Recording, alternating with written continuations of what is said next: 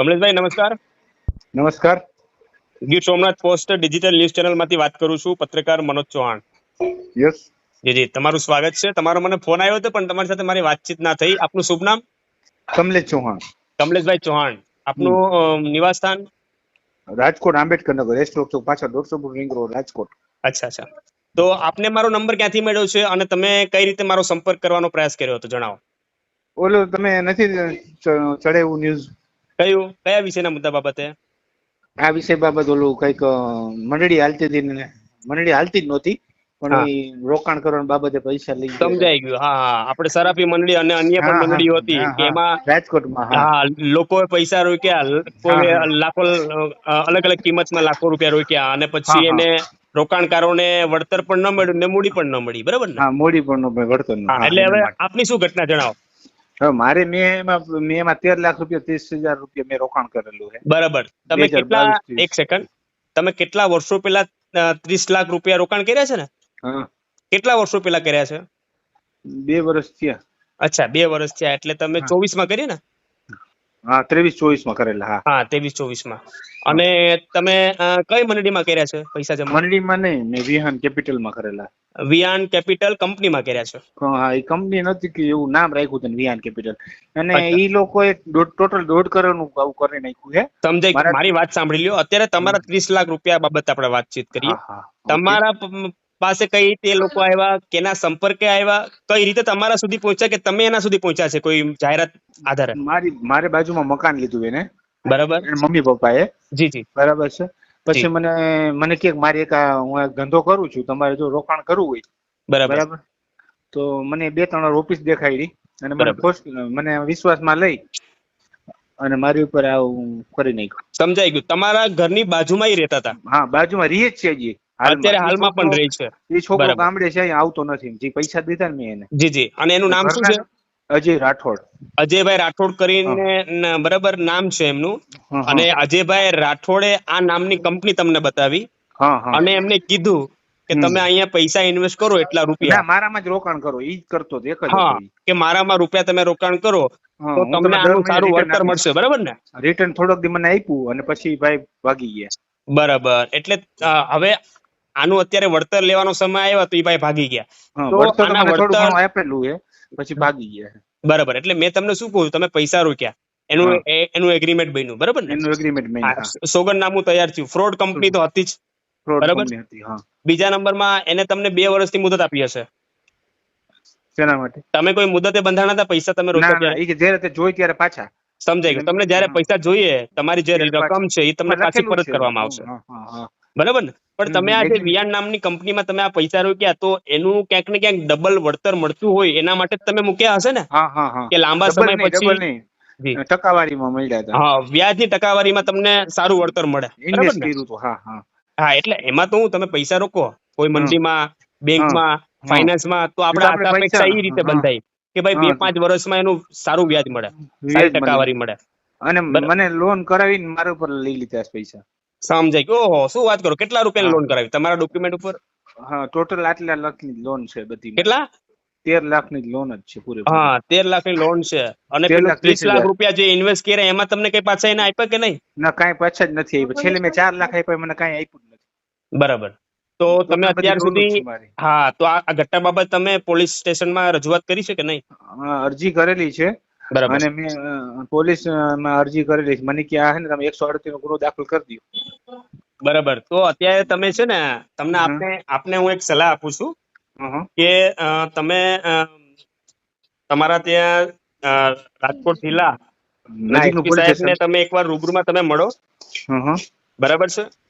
અને બીજા નંબરમાં તમે અને ભાઈ, તમે બંને એક જ સમાજમાંથી છો ને?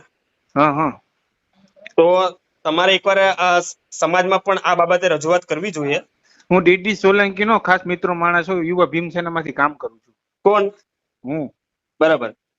ડીડી સોલંકી રહ્યા ને, એનો ખાસ માણસ છું. યુવા ભીમસેનામાં કામ કરું છું. તો પછી કેમ આ ઘટના બની? તમે કઈ તપાસ ન અરે કરી સાહેબ, એ વિશે? મારા બાજુમાં રહેવા આવ્યો હતો. મેં કીધું આપડા પાડોશી પેલા સગા હોય, સાંભળો મારી વાત, સમજાય. બરાબર? આપણું ખોટું ન કરે એટલે ધંધામાં મેં કીધું એનું હાલશે ને આપણું હાલશે, બરાબર?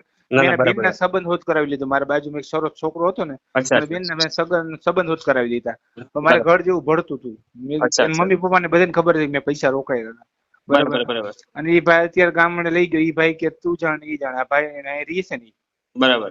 મારે કઈ લેવા દેવા નહીં. અને એનો ભાઈ નનકો હોય ને, એ આપણે દબાવે ગમે ત્યારે. એટલે ડરાવે દબાવે એટલે કે તમને મારવાની હેરાન ધમકી આપે માનસિક છે? મારવા ધમકી આપે છે, માનસિક ટોર્ચર કરે છે. ગાડી સાયકલ સાઈડમાં દબાવવા રાખે, આપણે બોલી બરાબર નહીં એટલે. એકવાર તો બરાબર. ઘરે મારવા હોતો આવી ગયો. અમે તો શું છે કે જાગૃત પત્રકાર હોવા નાતે તમારા અવાજને બુલંદ કરીએ છીએ અને સમાજના લોકો સુધી પહોંચાડવા માંગીએ છીએ, સરકારી તંત્ર સુધી અને સરકાર સુધી પહોંચાડવા માંગીએ, જેથી કરી આજની તો કાલ આવનારા સમયમાં તમને ન્યાય મળે એવા અમારા અથાગ પ્રયાસ રહે છે. બીજું તમે વિશેષ શું કહેવા માંગો છો? પોલીસ તરફથી પોલીસ કાનૂની તો કાર્યવાહીમાં કેવું કામકાજ છે એમનું અત્યાર સુધીમાં? નથી, પોલીસ કામ જ નથી કરતી. બરાબર. એફઆઈઆર થઈ ગઈ છે ને આરોપી વિરુદ્ધ? એફઆઈઆર થઈ ગઈ છે. આજે 1 વર્ષ થયું, હજી પોલીસ એને રજૂ નથી કરી શકી એટલે કોર્ટમાં. કોર્ટમાં કેમ રજૂ નથી કરી શકી? તમે સમજ આરોપી નીકળી ગયું વિરુદ્ધમાં તમે બધા એવિડન્સ તો એમને દીધા હશે? હા, એવી સમજ નીકળી ગયું છે. સમજ કોઈ બજાવતું જ નથી. બરાબર. નીચે બારેથી તાળું રાખે, અંદર હોય. બારેથી કોઈક જમવા દઈ દે, કોઈક પોલીસ વાળા જાય એટલે એમ કહી દે કે ભાઈ નથી, આ કોઈ રહેતું જ નથી. એટલે તમને એવી કોઈ શંકા છે કે પોલીસ પૈસા લેતી હોય એના પાસેથી? પૈસા ન જ લેતી, પણ પોલીસ પોકતી જ નથી પેલા. એટલે પોલીસ ન પહોંચતી હોય તેની પાછળનું કારણ શું? સબૂત પુરાવો તો અમારા પાસે છે, બરાબર ને? તમે જે પૈસા આપ્યા છે, તમે 30 લાખ રૂપિયા રોક્યા છે 2 વર્ષ પહેલા, એ તમે બેંકના માધ્યમથી ટ્રાન્ઝેક્શન કર્યું છે, ગૂગલ પે દ્વારા કર્યું છે કે કેશ આપ્યા છે?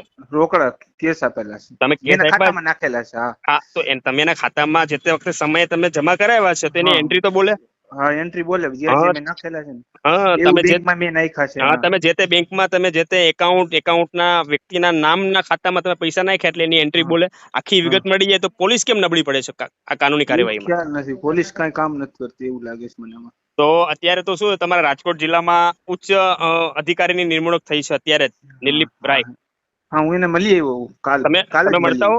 બહુ વ્યવસ્થિત સારા અધિકારી છે અને એ કામગીરી કરશે, કેમ કે રાજકોટ માટે સ્પેશિયલી મૂકવામાં આવ્યા છે અને ઉચ્ચ અધિકારી છે એટલે કામકાજ કરશે સંતોષપૂર્વક.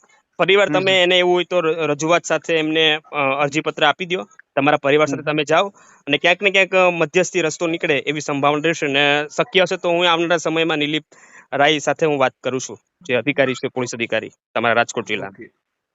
એમને પણ હું યાદી આપીશ, બરાબર, કે આ કેસમાં આ લોકોને ન્યાય મળવો જોઈએ.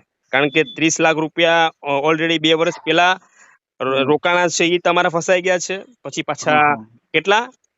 30,30,000. હા, 30,30,000 અને પાછા જ્યાં બીજા પૈસાની અને તમારા ડોક્યુમેન્ટ ઉપર લોન કરી નાખી.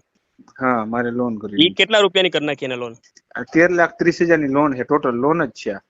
આ બધા થઈને કેટલા રૂપિયા થાય ટોટલ? 13,30,000 ટોટલ પેલી રકમ અને આ બધી થઈને કેટલા રૂપિયા થાય? પેલી રકમ નહીં, પેલી રકમ તો મેં હપ્તા ભર્યા છે મારી, મારા ખુદ. જેટલી આપતો નહીં મેં હપ્તા ભરેલા છે એટલે. તમે ભરેલા છે, બરાબર. એટલે ટોટલ અત્યારે તમે એની પાસે કેટલા માંગો છો પૈસા? ટોટલ 13,30,000 માંગુ છું અત્યારે. ટોટલ 13,30,000. 13,30,000 રૂપિયા. હા હા, બરાબર છે. તો અત્યારે એ ભાઈ અત્યારે ત્યાં તમારા પાડોશમાં રહેતા હશે ને? હા, પાડોશમાં રહીએ છીએ. એના બધા સગા એના સંબંધી આવે છે, એ ભાઈ નથી આવતા અહીંથી. 2 વર્ષથી મારા સંપર્કમાં નથી ભાઈ.